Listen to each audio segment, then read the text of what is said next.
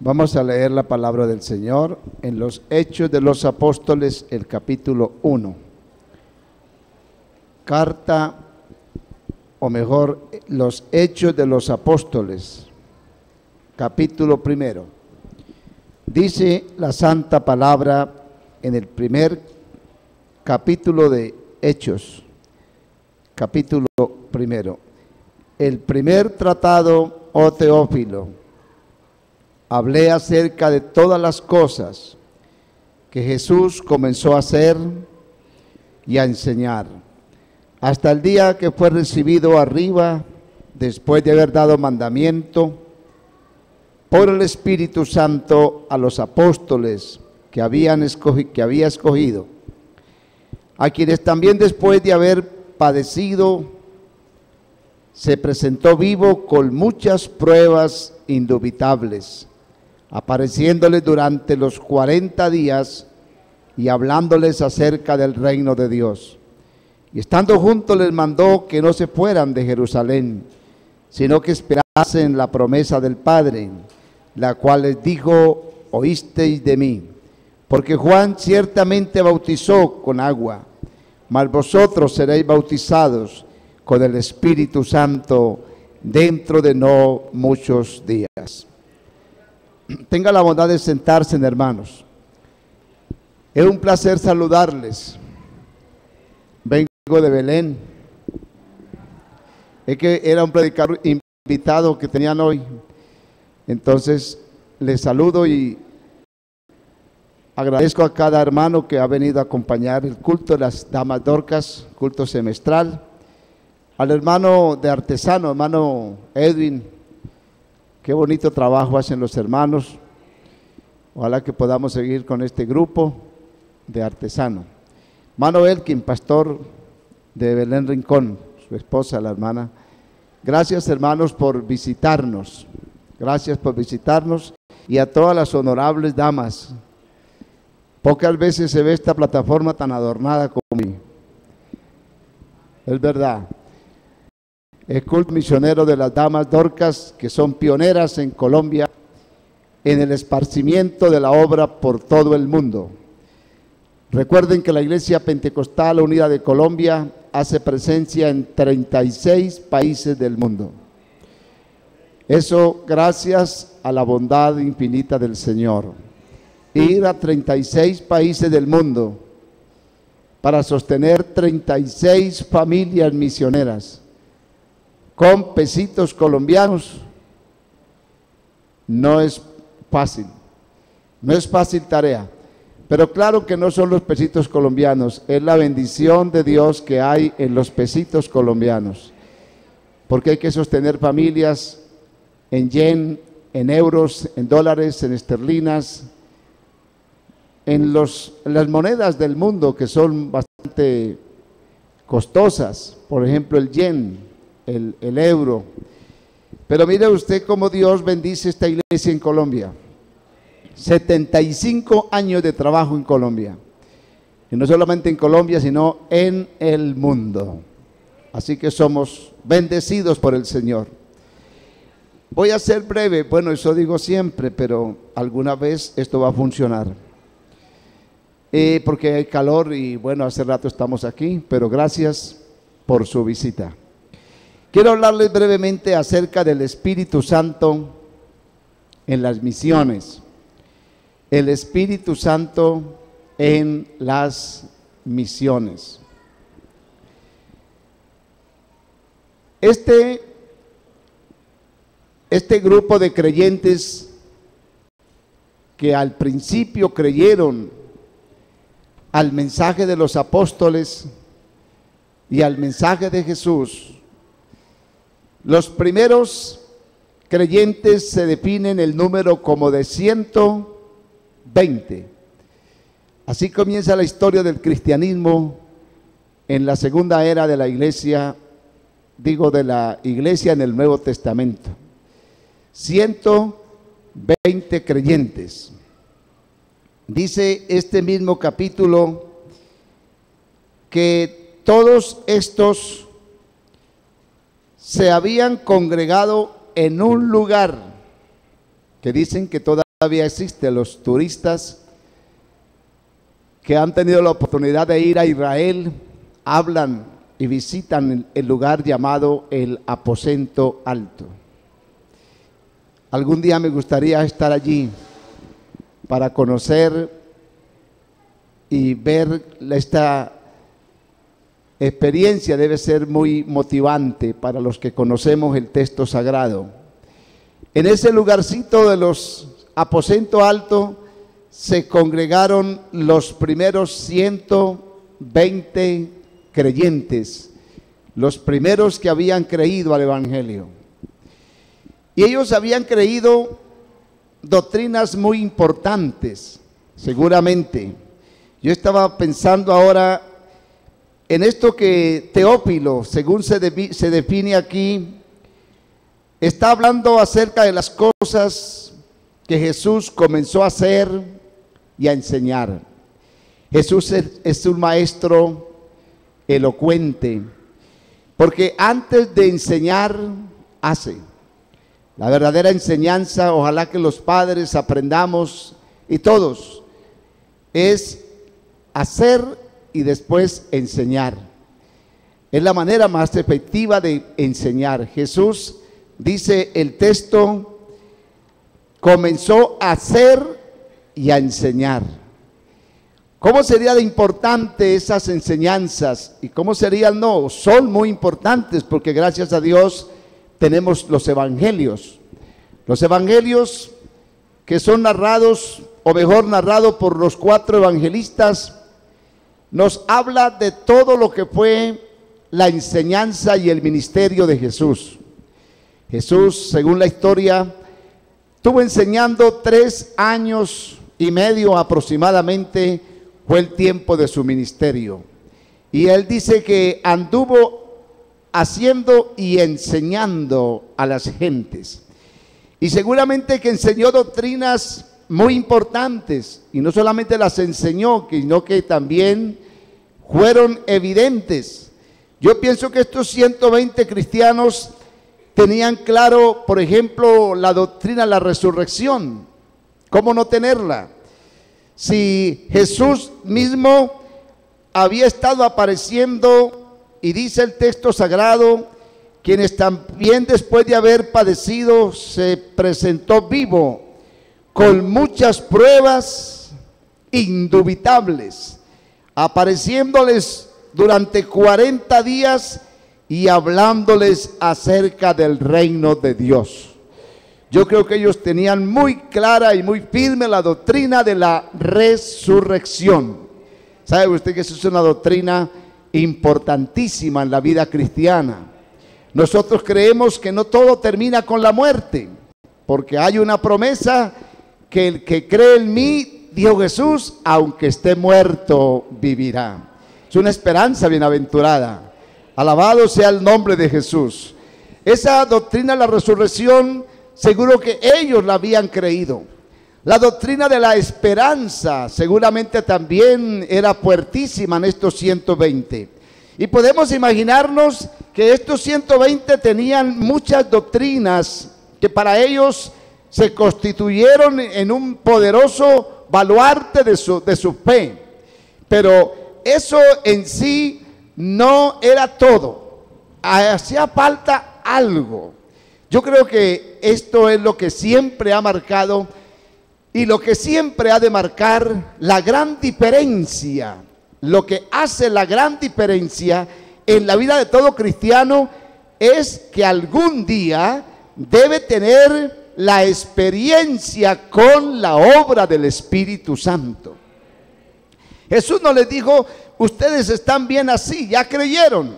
Y gracias a Dios, porque en el plan de salvación, lo primero que se necesita bíblicamente es creer. Lo primero que alguien que aspira sinceramente a ser salvo debe es creer. Y claro, no creer de cualquier manera, creer como dice la Escritura. Porque el mismo Jesús lo recalca. El que cree en mí como dice la Escritura. Y dice, escudriñad la Escritura, lean la Biblia. Porque ella es la que da testimonio de mí, y conoceréis la verdad, y la verdad os hará libres. La verdad no es una denominación, la verdad no es un rótulo simplemente en una pared. La verdad es Cristo Jesús. Él es el camino, la verdad y la vida. Y todos los que aspiren ser salvos deben abrazar y no solamente creer, sino recibir a Jesús en sus corazones. No se trata solamente de creer, hay que estar dispuesto a obedecer lo que dice la palabra de Dios. El Señor Jesús entonces le recomienda a estos primeros 120 cristianos. Mire usted lo que dice el capítulo 1 y el verso 12. Entonces volvieron a Jerusalén desde el monte que se llama del Olivar, el cual está cerca de Jerusalén, camino de un día de reposo, y entraron y subieron al aposento alto donde moraba Pedro, Jacobo, Juan, Andrés, Felipe, Tomás, Bartolomé, Mateo, Jacobo, hijo de Alfeo, Simón el celote y Judas, hermano de Jacob. Todos estos perseveraban unánimes en oración y ruego con las mujeres y con María, la madre de Jesús, y con sus hermanos. Hacía falta algo en la vida de ellos y estaban allí en obediencia y en espera de algo que Jesús les había dicho con mucha anticipación. Jesús les había dicho en el capítulo 1 donde estamos leyendo, dice: pero recibiréis poder cuando haya venido sobre vosotros el Espíritu Santo, y me seréis testigos en toda Judea, en Samaria y hasta lo último de la tierra. Yo pienso que si no hubiera habido derramamiento del Espíritu Santo, realmente no se hubiera podido cumplir la misión de Dios aquí en la tierra. Pienso que este ha sido de pronto una de las cosas que ha obstaculizado que este mensaje pueda ser entregado como Dios en verdad quiere que se entregue. De pronto hoy en día muchos piensan que lo que necesitamos para predicar el evangelio es ser doctorados en alguna ciencia de la teología. Y eso está bien porque también el conocimiento es muy importante. Y gracias a Dios por los institutos bíblicos, gracias a Dios por los teólogos, por todos los que profundizan en el conocimiento. Pero de pronto el mundo también se ha saturado mucho de maestros de religión.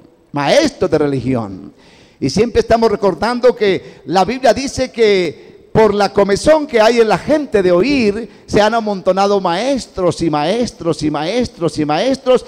Y esto es lo que en verdad acaba confundiendo mucho a las personas. Porque la gente anda disculpándose que no son cristianos porque no saben dónde está la verdad. Porque se confunden oyendo tantas doctrinas, tantas ciencias de la teología. El uno enseña una cosa, el otro enseña otra, y la gente se disculpa diciendo: ¿quién es la verdad? ¿Dónde está la verdad? Incluso algunos se dan la tarea de ir de grupo en grupo buscando la verdad. Y la verdad no está simplemente en unos auditorios. La verdad no solamente está en unos discursos de teología.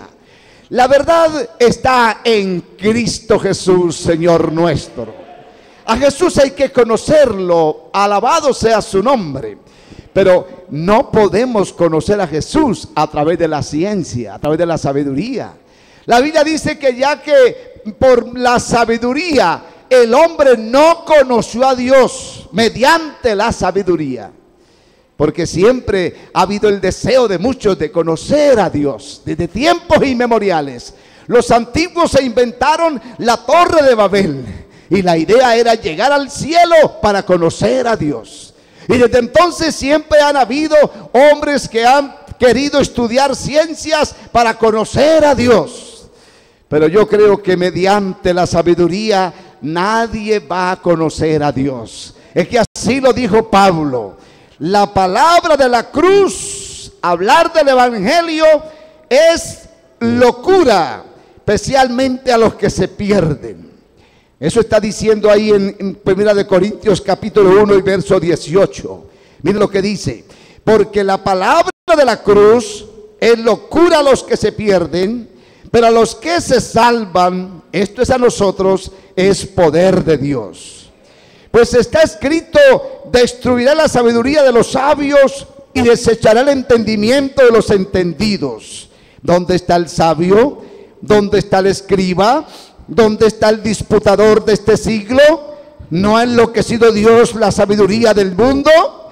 Pues ya que en la sabiduría de Dios el mundo no conoció a Dios mediante la sabiduría, agradó a Dios salvar a los creyentes por la locura de la predicación. Alabado sea el nombre de Jesús.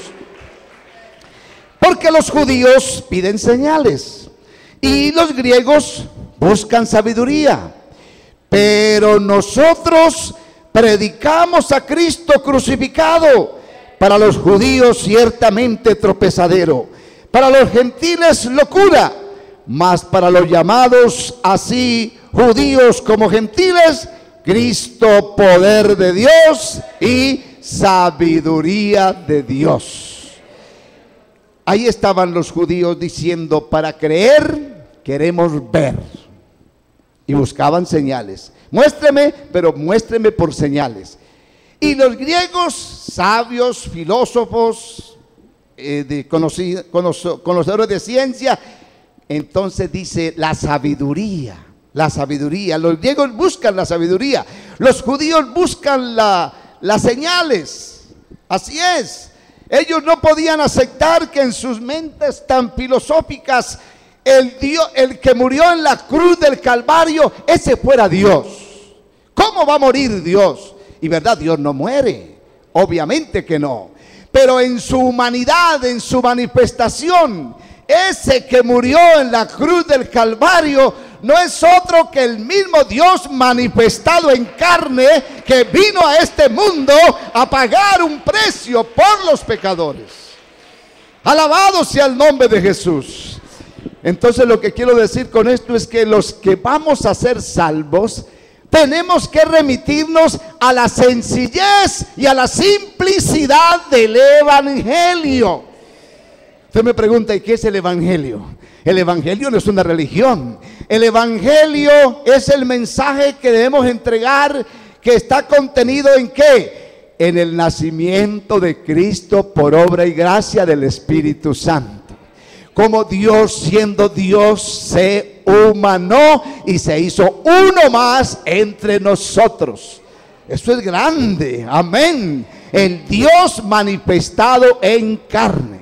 El Evangelio es el nacimiento de Cristo por obra y gracia de la Virgen María. El Evangelio es la predicación de Cristo en la tierra por 3 años y medio. El Evangelio es la muerte de Cristo. El Evangelio es la resurrección de Cristo. El Evangelio es la ascensión de Cristo al cielo.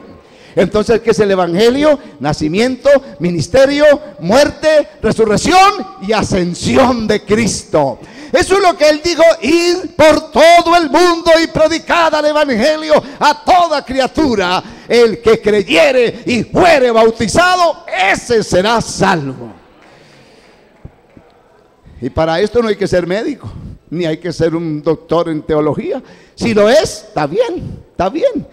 Pero lo importante de esto es que el mismo Jesús le dio la relevancia. Y es que les dijo: mire, no se atrevan a ir a predicar todavía. Estén ahí en Jerusalén. Ustedes van a recibir poder cuando venga sobre vosotros el Espíritu Santo. Y me seréis testigos. Lo hermoso de ser creyente es poder ser un testigo. Los que hemos recibido el Evangelio puro del Espíritu Santo, no somos simplemente creyentes, somos testigos. El testigo dice: ¿qué vio? ¿Qué oyó? ¿Qué sintió? Y en este evangelio hay una vivencia, hay una manifestación y hay una experiencia poderosa de cambio de vida.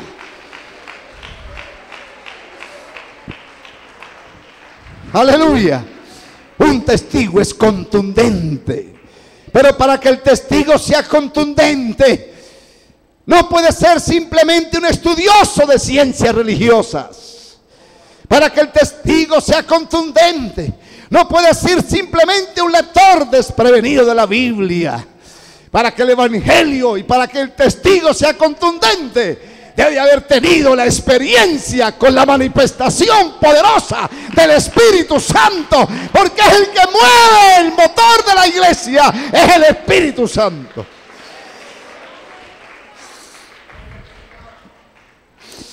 Oh, Madisama, how are you desire? Yes, how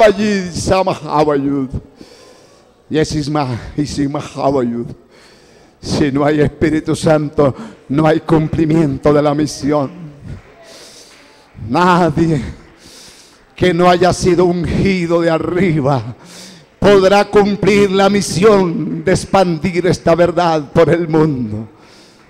Miren nomás, cuando el Espíritu Santo descendió, todo se transformó. Hoy en día tenemos muchas congregaciones que creen doctrinas muy bonitas. Hoy en día tenemos creyentes con unas formaciones teológicas tal vez importantes. Pero qué bueno que no sea solamente el conocimiento de esta ciencia. Qué bueno que es verdad, nosotros antes que el saber hayamos tenido una experiencia tal vez como la de la mujer samaritana cuando tuvo el encuentro con Jesús. Las personas que un día se encontraron con Jesús nunca fueron las mismas. Algo los dejó totalmente diferentes. Algo los convirtió en discípulos. Algo los convirtió en seguidores. Algo los convirtió en apasionados predicadores. Algo los convirtió en unas antorchas que ardían. Cuando hay Espíritu Santo hay pasión. Cuando hay Espíritu Santo hay ardor. Cuando hay Espíritu Santo hay pasión. Cuando hay Espíritu Santo hay amor. Hay esperanza, hay verdad. Alguien dice de Hechos de los Apóstoles, y dice, no son los hechos de los apóstoles. Yo le invito a la gente siempre, ¿quiere conocer la verdad? ¿Quiere conocer la doctrina sana? Estúdiese los hechos de los apóstoles. Amén. Estúdiese los hechos de los apóstoles. ¿Por qué? Porque los hechos de los apóstoles es la historia de la primera iglesia que existió. Por eso se le llama la iglesia primitiva. Quiere decir la primera iglesia. La primera iglesia que existió en esta tierra. La primera iglesia está plasmada sus doctrinas en los hechos de los apóstoles. Y lo primero que caracterizó a la iglesia primitiva, ¿sabe qué fue? La llenura del Espíritu Santo. La llenura del Espíritu Santo. El Espíritu Santo no puede ser simplemente un discurso. El Espíritu Santo es una experiencia personal. Yo quisiera preguntar, ¿cuántos aquí alguna vez han tenido una experiencia personal con el Espíritu Santo? ¡Oh, aleluya! ¡Aleluya! Eso es lo más grande que le puede suceder a un ser humano. Ser investido de ese poder del Espíritu Santo. Porque eso hace la gran diferencia. Sin Espíritu Santo no se puede cumplir la misión. Hechos capítulo 2 dice que allí estaban ellos unánimes juntos. Ellos no se habían conformado, aunque habían tenido al Maestro por excelencia, a Jesús, y les había enseñado cosas muy importantes. Jesús es un maestro único en la historia. La gente siempre se admiró de su doctrina. porque les enseñaba como quien tiene autoridad, no como los fariseos. Los fariseos daban discursos religiosos, los fariseos daban discursos de la ley, los fariseos daban discursos de los rituales. Pero Jesús no vino a traer rituales, no vino a traer tradición, no vino a traer religión. Jesús vino a traer poder, porque la salvación es asunto de poder. A mí me gusta lo que dice Pablo: no me avergüenzo del evangelio. Aleluya, no me avergüenzo del evangelio, porque en el evangelio la justicia de Dios se revela por fe y para fe, como está escrito: el justo por la fe vivirá. El evangelio, alabado sea su nombre. Aleluya. Cuando ellos reciben el Espíritu Santo, comienza a moverse las misiones en el mundo. Ahí comienza la historia de las misiones. Mire usted, yo le invito a que lea este libro, porque ahora no tenemos tiempo. Pero el Espíritu Santo, por ejemplo, es el que comienza a que los misioneros comiencen a salir a los campos. Aleluya. Por ejemplo, dice la Biblia de la primera iglesia en Jerusalén. Allí estaba la primera iglesia, Saulo en Jerusalén. Aleluya. Y habla también del llamamiento. El capítulo 13 de los Hechos también dice cómo deben salir los predicadores. ¿Cuál es el modelo bíblico para que surjan los predicadores, los ministros? Hoy por hoy las cosas han cambiado. Y hoy los hombres de Dios salen preparados en muchas ciencias. Hay que ser filósofo, hay que ser teólogo, en fin. Yo no estoy en contra de eso, créame que no. Pero sí creo que si a este conocimiento no le viene la unción del Espíritu Santo, a la final no deja de ser simplemente un discurso muy bonito, pero no efectivo. El modelo bíblico en Hechos 13 dice que había entonces en la iglesia que estaba, había entonces en la iglesia que estaba en Antioquía. Era una iglesia poderosa, tal vez como, ojalá que fuera, y si no, pues muy parecida a la iglesia de Belén. Aleluya. Y a la iglesia en Colombia. Amén, gloria a Dios. Allí estaban los maestros, estaban los predicadores, estaba Bernabé, Simón, que se llama Níger, estaba Lucio, estaba Cirené, estaba Manaén, el que se había criado junto a Herodes, el tetrarca y Saulo. Allí habían un poco de líderes y me los imagino cómo hacían refán por todo lado, cómo predicaban, cómo testificaban, porque estaban llenos del poder del Espíritu Santo. Ay, bueno, la iglesia, hermano, qué bendición cuando los jóvenes en verdad se llenan del Espíritu Santo, porque ellos comienzan a inquietarse y necesitan, aleluya, dar esa palabra, porque eso quema. Si usted no lo dice, lo quema. Aleluya, es un fuego que arde y tienes que hacer algo con eso, porque ahí está ardiendo. Los predicadores nunca callamos. Yo hace 42 años se prendió esta llama y cada día siento que arde más, porque la unción es permanente. Cuando se prende este fuego, solo la muerte un día lo irá a apagar. Aleluya, gloria a Dios. Y mire el modelo: ministrando estos al Señor y ayunando. ¿Quién dijo? El obispo. Bueno, puede ser, pero aquí antes que el obispo, antes que el consistorio, con todo respeto, antes que el pastor, antes que el líder, allí el protagonista era el Espíritu Santo.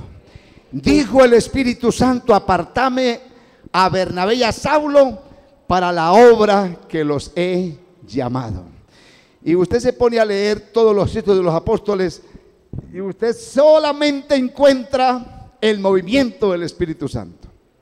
El Espíritu Santo es el protagonista permanente y la gente se convertía. Amén.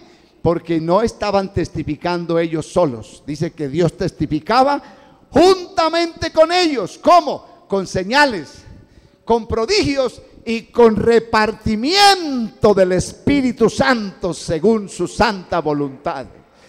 ¿Por qué creo yo que estoy en un lugar donde en verdad se cree, como dice la Biblia?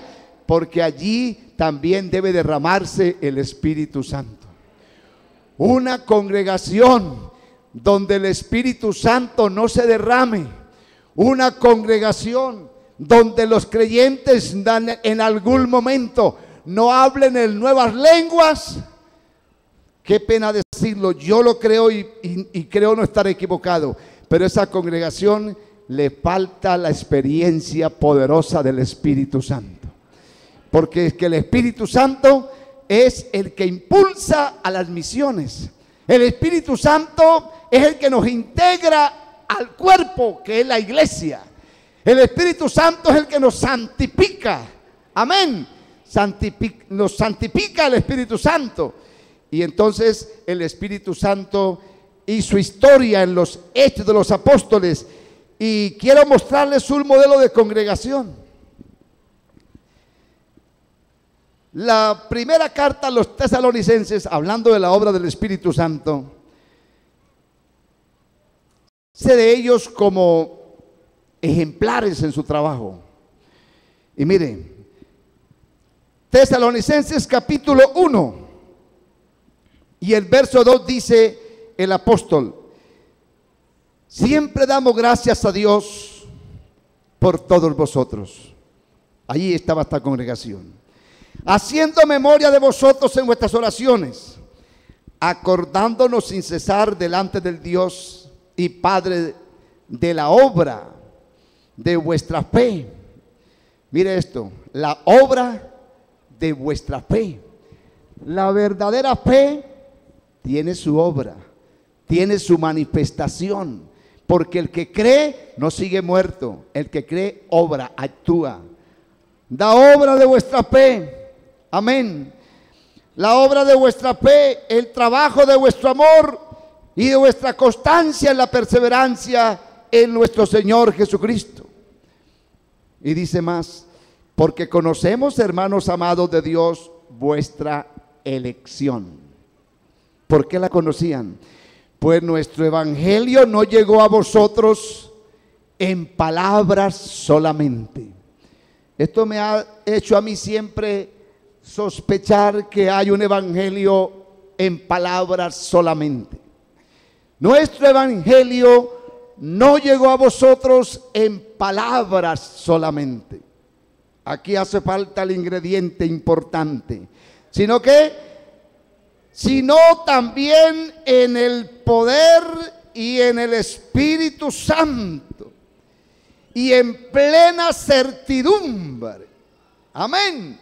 Como también sabéis cuáles fuimos entre vosotros por amor de vosotros.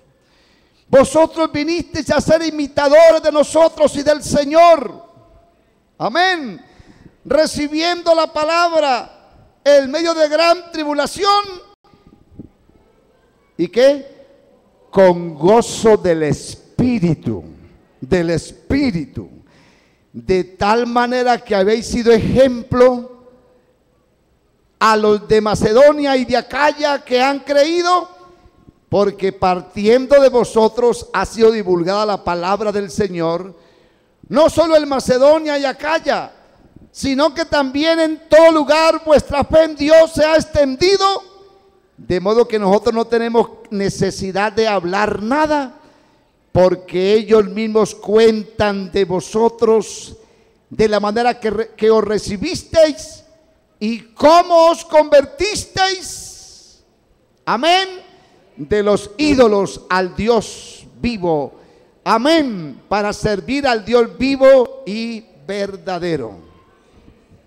Siempre me refiero a este modelo de iglesia. Este modelo de iglesia debe ser recuperado por las congregaciones de estos tiempos. Es una iglesia que no había que evangelizar. El apóstol dice: partiendo de lo que ustedes viven, por ese evangelio de unción que tienen. No hay que hablar porque la gente misma está contando.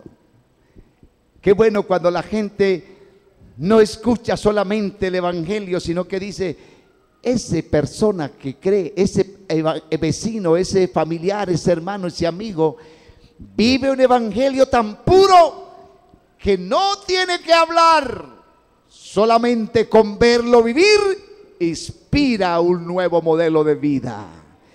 El evangelio de la unción es un evangelio de transformación, es un evangelio de cambio. Amén.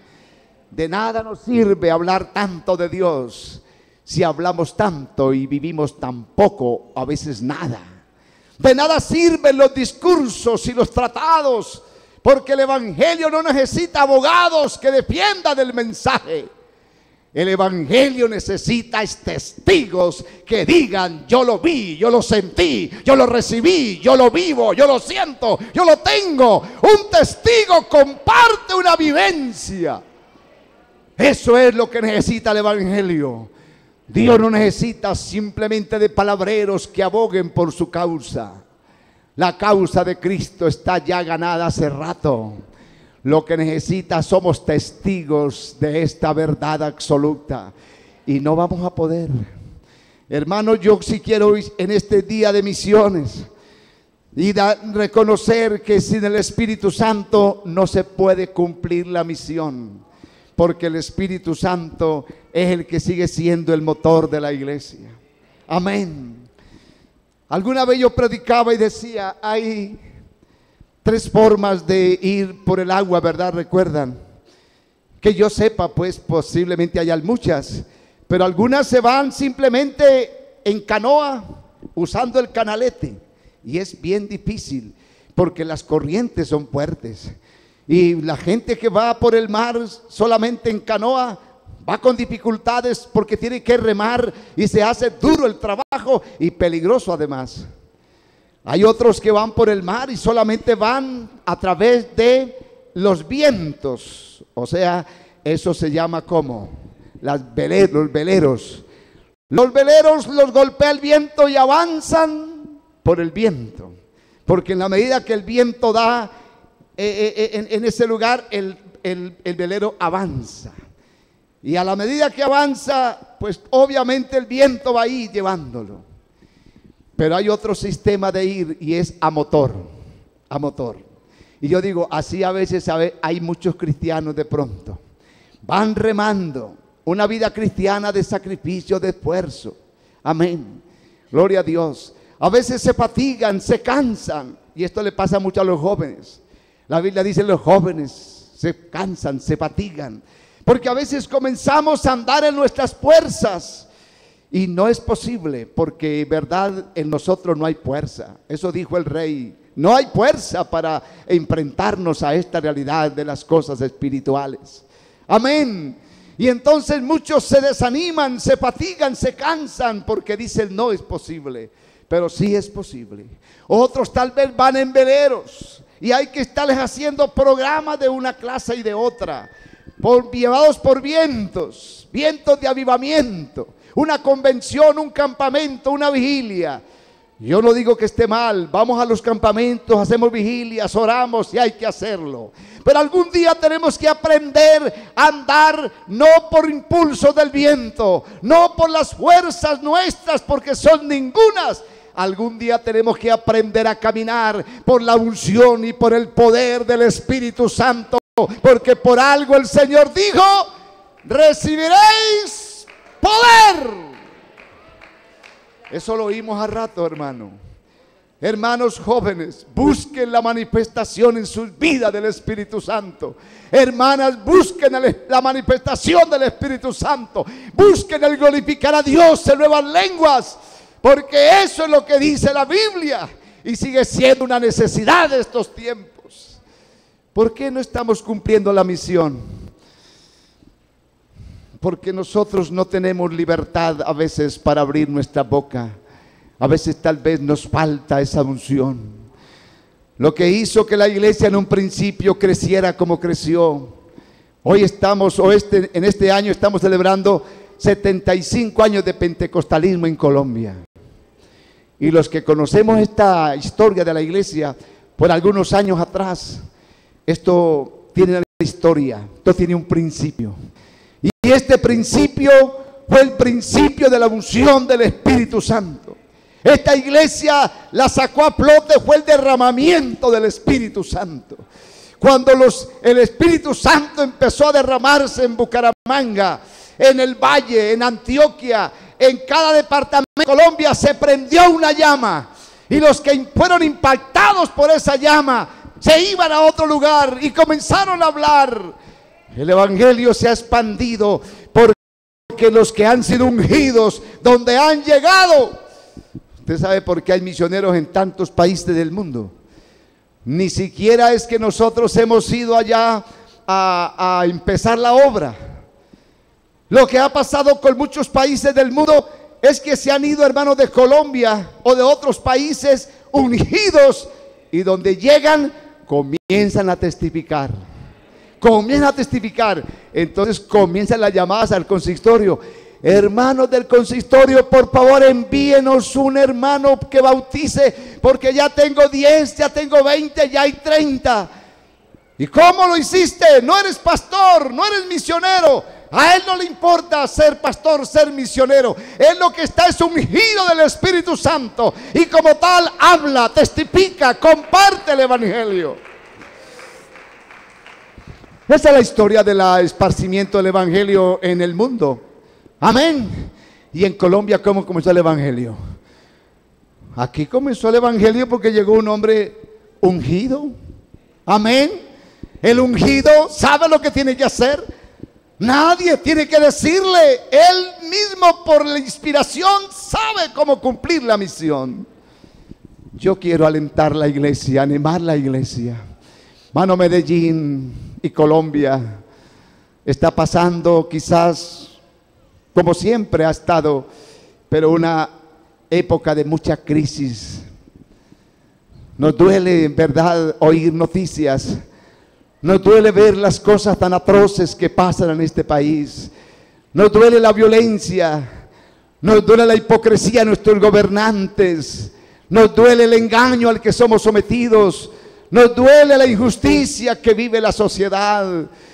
Hermanos, hay que levantar la voz.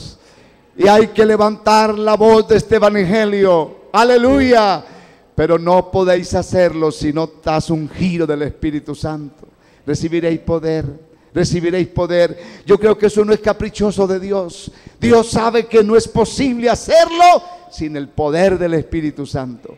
Quédense en Jerusalén. Estén allí hasta que yo derrame del Espíritu. Y ahí sí van a ser testigos. Testigos del evangelio. Yo quisiera invitarles, hermanos de mi alma, que estemos en pie. Aleluya. La iglesia tiene que seguir este mismo camino que siempre hemos tenido desde el principio. El Espíritu Santo tiene que seguir siendo el motor que mueve la iglesia, que mueve la evangelización, que mueve al joven, al creyente, a la santificación. Alabado sea su nombre.